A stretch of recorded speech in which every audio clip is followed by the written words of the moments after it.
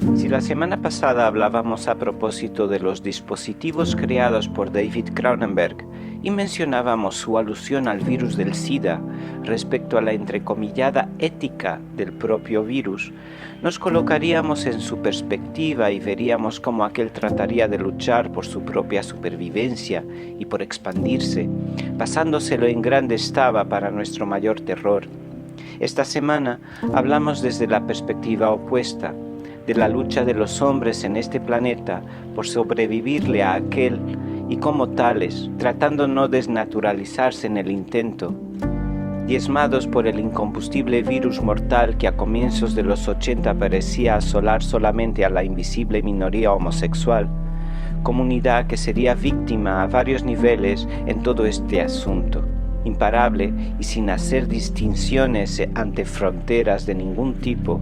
A día de hoy, casi 40 años después de ser anunciados los primeros diagnósticos, aún no se ha logrado poner fin a esta pandemia que en 2014 ya había matado a 39 millones de personas en todo el mundo.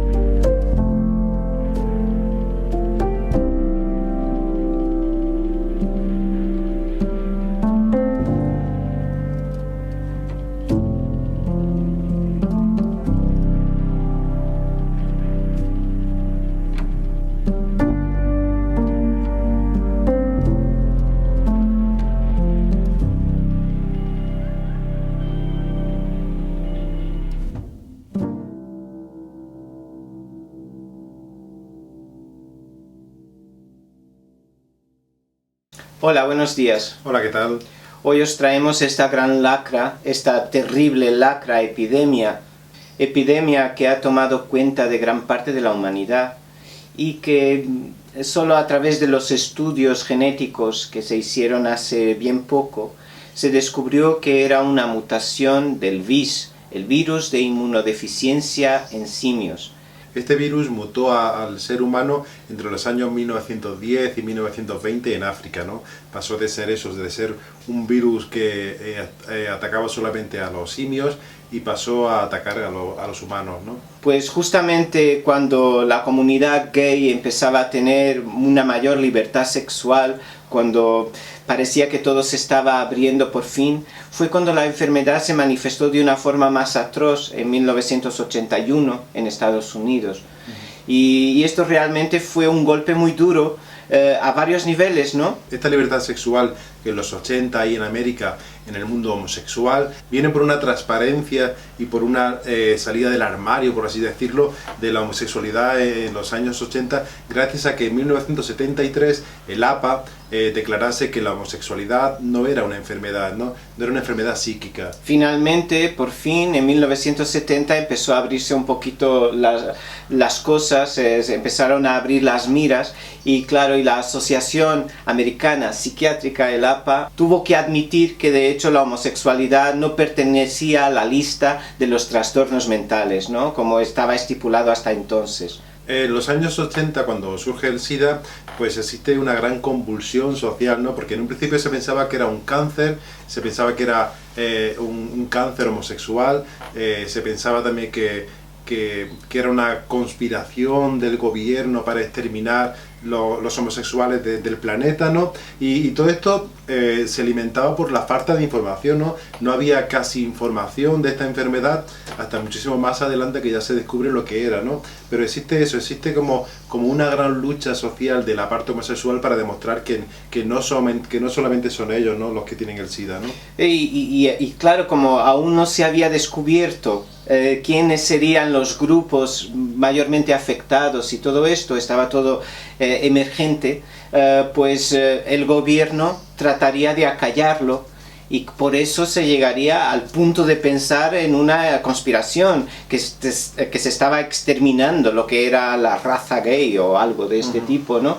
Porque no había respuestas, no había dinero para hacer investigaciones, ni siquiera se quería contar en las noticias qué era lo que estaba ocurriendo con esta pandemia, ¿no? Que de hecho ya había matado a un montón de gente.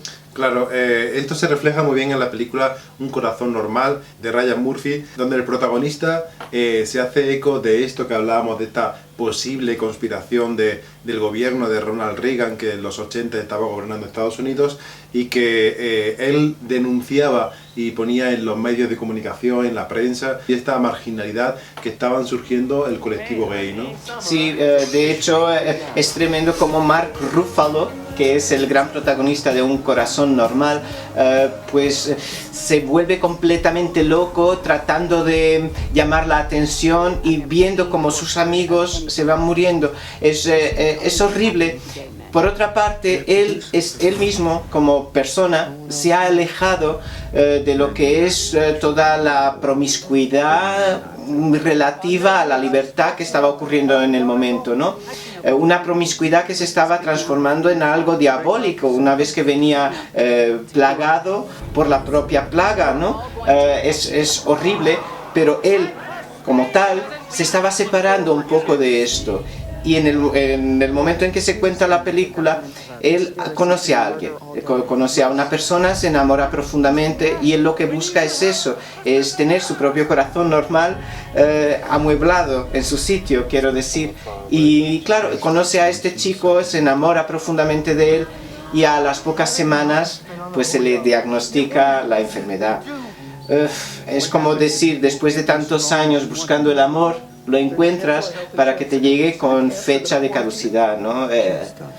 Tremendo, ¿no? Tremendo todo esto, ¿no? Todo esto es la culpa que se van echando a los hombros por esa libertad sexual. Se creen que es el pago que han tenido que hacer por tener esa libertad sexual y no el hecho de que no se tomaron precauciones en las relaciones sexuales y esta pandemia, este virus se expandió como la pólvora, ¿no?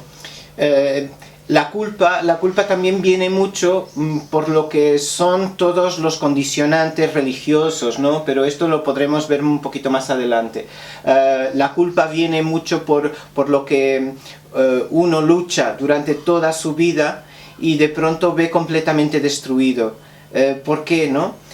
Yo refería el elemento religioso porque tú piensas, Dios mío, pero ¿qué he hecho yo si solo he estado luchando por una dignificación de quién soy, de quién siento ser? Por una normalización de mi condición sexual, ¿no? Claro, y al final todo esto me lo arrebatas y yo me quedo sin nada y he estado tratando de educar a los demás que era bueno ser libre y que es lo más lógico y lo ideal, y al final pues mira, se me están muriendo todos mis acólitos, ¿no? Ryan Murphy es un director que ahora está muy de moda, es uno de estos talentos que ha surgido en el mundo del cine, de la televisión, sobre todo mucho en el mundo de la televisión. Es el autor, el creador de series como American Horror. También ha hecho series como Feud o las películas Running with Scissors, Come, Reza, Ama.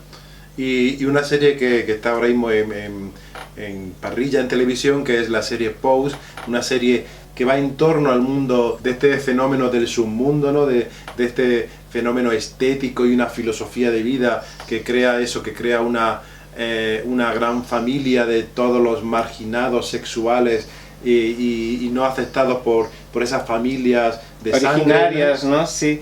Y que de repente se crean unas familias en torno al pose, ¿no? En torno al baile y a la estética, ¿no?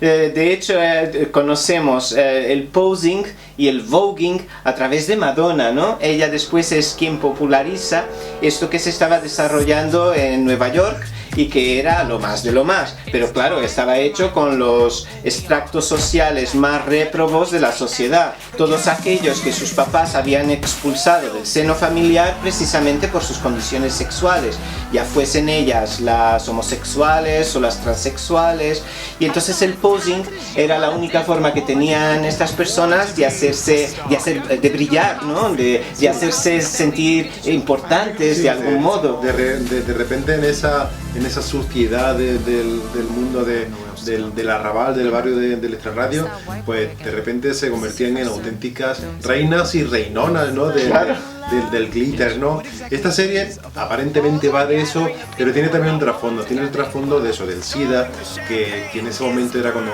estaban empezando a morir las primeras víctimas, ¿no? De hecho, yo pensaba que la serie se iba a enfocar hacia unos años antes, porque el posing empezó antes de lo que se cuenta en la serie de Ryan Murphy, pero ya estamos muy cerca de los 90, ya ha muerto muchísima gente. Es esta cosa que está ahí como omnipresente en esta orden de cosas, ¿no? Digamos que son todos estos extractos sociales, en particular los más atacados, y aún no hay una definición total respecto a la pandemia. Ángeles en América es una serie que se hizo para televisión, una serie dirigida por Mike Nichols y que a su vez estaba basada en una obra de teatro. Es una serie impresionante. De hecho, creo que hubo una serie de periódicos que dijeron que era lo mejor que se había hecho en torno al SIDA, y realmente lo es. Nosotros damos fe y creemos que es gigantesca. De hecho, los personajes que salen en la película, o los actores, encarnan a diferentes personajes tal y como se hacía ya en la obra de teatro. Claro, por ejemplo está Meryl Streep, Al Pacino, Emma Thompson, Mary Louise Parker, Patrick Wilson, Jeffrey Wright. Jeffrey Wright, curiosamente, también trabajó en lo que fue la producción teatral. Después volvió a encarnar los mismos personajes que ya había hecho. Cuenta la historia básicamente de dos parejas que se separan a consecuencia de lo que viene a ser el SIDA. Tenemos por un lado una pareja homosexual típica que, al contarle una de las partes que ha contraído la enfermedad al otro, el otro lo deja. Entonces va de la culpabilidad de quien lo deja y va del que la está padeciendo. El gran dolor que está sintiendo por estar siendo completamente apartado de la vida, ¿no? Esta serie también tiene mucho que ver con la religiosidad que decíamos antes, ¿no? Aquí es donde se plantea con mayor contundencia esto de: Dios mío, pero ¿qué he hecho yo por amar? ¿Por qué tengo que pagar yo por amar de la forma que yo sé, como yo amo? La otra historia es dos personas que no han salido del armario por su condición social, ¿no? Patrick es mormón, con lo cual su religión no le permite ser homosexual, ¿no? Y Al Pacino es un abogado que tiene una posición social muy elevada, es un cargo público y tampoco está muy bien visto que salga del armario, ¿no? Claro, no le conviene, ¿verdad? Es como una cuestión ética, antiética. Pero bueno, es lo que hay, y es increíble como después tenemos este personaje fabuloso de Meryl Streep haciendo incluso de rabino. Es increíble toda la serie, ¿no? Todos los personajes terminan siendo ángeles. Todos ellos hacen un montón de papeles, como decíamos, y todos ellos están prodigiosos. Es magnífico. Claro, estos ángeles están repartidos por todos los continentes, ¿no? Todo el mundo tiene un ángel cerca, ¿no? Claro. Seguramente que tú tendrás algún ángel muy cerquita, ¿no? Esperemos. Y luego, de una forma mucho más frenética, y ya desde un punto de vista europeo, tenemos Los Testigos de André Téchiné. André Téchiné, tal y como Mike Nichols, se han ocupado los dos siempre mucho de estos temas: la cuestión sexual, la cuestión de la sexualidad y también la cuestión de las enfermedades de un modo general, ¿no? Ambos cineastas, cada uno a su lado del Atlántico, ha tocado el tema de una forma muy interesante, ¿no? Pues en Los Testigos se cuenta la historia de Manu, un chico que acaba de llegar de los Pirineos y se encuentra solo en la ciudad, y de repente él empieza a quedarse muy delgado. De la noche a la mañana Manu se queda completamente en los huesos, prácticamente deja de existir. Pero antes de que deje de existir, él convive con una serie de personas atípicas, ¿no? Como son las personas reales, porque de algún modo nos enseñan los estereotipos y nosotros tratamos de adaptarnos a ellos, y nunca son realmente así. Cuenta la historia de una escritora que acaba de tener un bebé por el cual no siente particular afecto. que es algo como, oh, y una mamá que no siente afecto por su hijo, pues existen, ¿no? Están en el mundo. Cuenta la historia del policía, que es el marido de esta escritora, que también descubre su sexualidad. Oh, los policías son muy machos siempre, ¿no? Y él descubre que tiene una otra sexualidad ahí escondida, ¿no? Solapada. Después existe también la historia del médico, que es quizás más típica, que es el médico que diagnostica después la enfermedad a Manu, pero de quien se enamora perdidamente. Este médico es el típico maduro que va detrás de chicos jóvenes, y claro que son su gran interés son los chicos, ¿no? Y claro, este quizás sea el personaje más típico de la película, y que se enfada muchísimo porque claro, su amor no es correspondido. A Manu no le interesa este médico, este hombre ya más maduro, ¿no? Él también tiene unos intereses similares, ¿no? El virus del SIDA, como hemos dicho antes, se expande muy rápidamente, tiene un ritmo vertiginoso, ¿no? Y eso es lo que ha querido reflejar en el montaje de esta película André Téchiné, ¿no?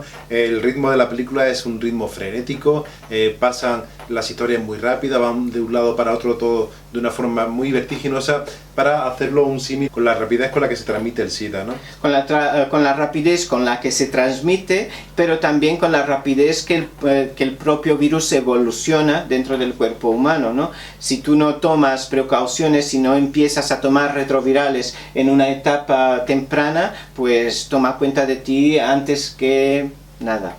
Si en el caso de Mike Nichols tenemos obras tan fundamentales como por ejemplo Wit, Amar la vida, con una fabulosa Emma Thompson, que es una película que versa sobre el cáncer, esta enfermedad también con su voraz apetito. También tenemos clásicos como Una jaula de grillos, que es como mucho más cómica, pero que, o sea, es una comedia, pero que da eso, amplitud y apertura hacia determinados sectores de la sociedad, como los que referimos. Y recordemos que este director tiene películas que son grandes clásicos, que no están dentro de este enfoque del cuerpo y de la enfermedad, como son por ejemplo ¿Quién ama a Virginia Woolf?, ¿no? Gran obra, esta cosa también es colosal, ¿no? ¿Quién ama a Virginia Woolf? O Armas de mujer, ¿no? Armas de mujer también, por ejemplo. Mike Nichols es uno de los grandes. Pero si por un lado Mike Nichols ha tratado estos temas que decíamos de la sexualidad y todo esto, André Téchiné desde Francia lo ha hecho igualmente, y quizás en número todavía mayor, ¿no? Ha tratado el tema de una forma mucho más exhaustiva. Por ejemplo, en Los juncos salvajes, Los inocentes, Cuando tienes 17 años... Otras películas que no hemos tocado, pero que perfectamente podrían haber entrado en este capítulo, porque son películas también que las amamos y que nos encantan, son por ejemplo Las horas de Stephen Daldry, Filadelfia de Jonathan Demme, Rent de Chris Columbus, Antes que anochezca de Julian Schnabel, Safe de Todd Haynes. Bueno, y esta ha sido nuestra selección particular sobre el tema. Esperamos que os sirvan y que os sean útiles estas películas. Todas ellas son muy emocionantes y emocionales, y creemos que realmente son de las más interesantes de todas cuantas existen. Esperamos que entre todos hayamos conocido un poquito más lo que es el SIDA con estas películas y nos ayude a llevar mejor este trance, ¿no? Muchísimas gracias por vernos. Chao. Bye.